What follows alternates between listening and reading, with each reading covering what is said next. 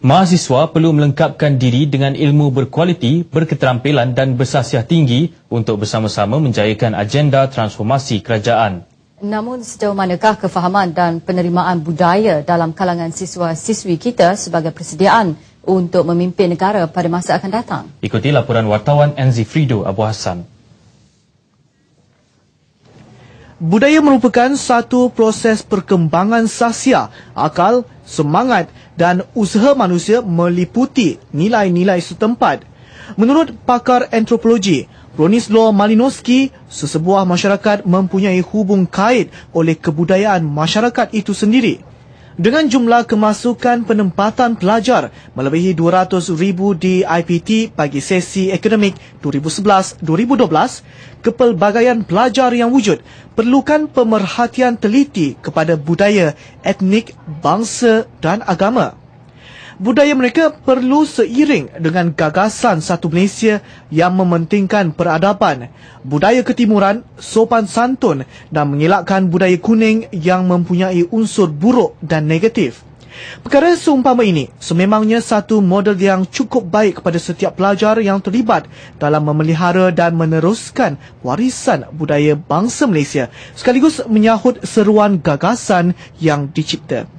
Ia juga merupakan langkah penting bagi merealisasikan visi negara bagi terus membentuk masyarakat Malaysia yang berbudaya dan mempunyai jati diri yang kukuh.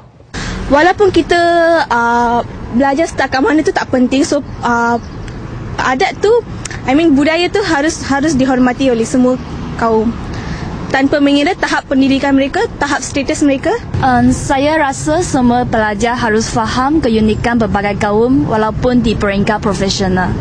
Saya rasa universiti patut ambil tanggungjawab. Diorang patut anjurkan aktiviti yang berorientasikan satu Malaysia. Tanpa mengira jurusan profesional atau separa profesional, siswaza harus memahami keunikan kepelbagaian budaya selain proaktif, berinovasi dan kreatif.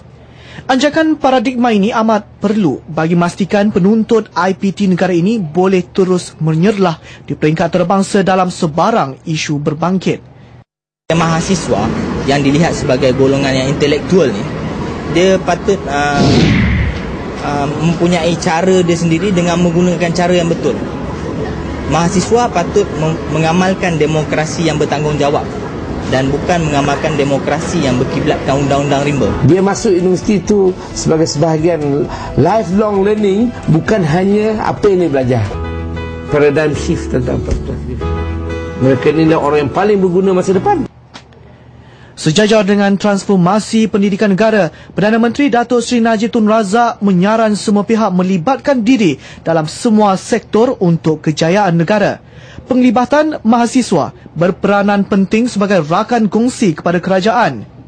Mesej Satu Malaysia berteraskan kepelbagaian kaum harus terus dihasilkan menerusi seni budaya yang mewarnai Menara Gading dan seterusnya generasi masa depan.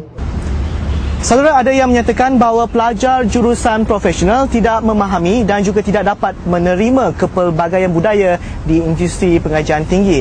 Namun demikian, saya telah melihat dengan sendiri bahawa mereka berkejar-kejar untuk mengetahui keunikan dan kepelbagaian kaum di institusi pengajian tinggi. Dan inilah dia budaya Satu Malaysia yang telah diterapkan dan diharap disemai untuk masa depan. Enzi Frido Abu Hassan melaporkan untuk TV1.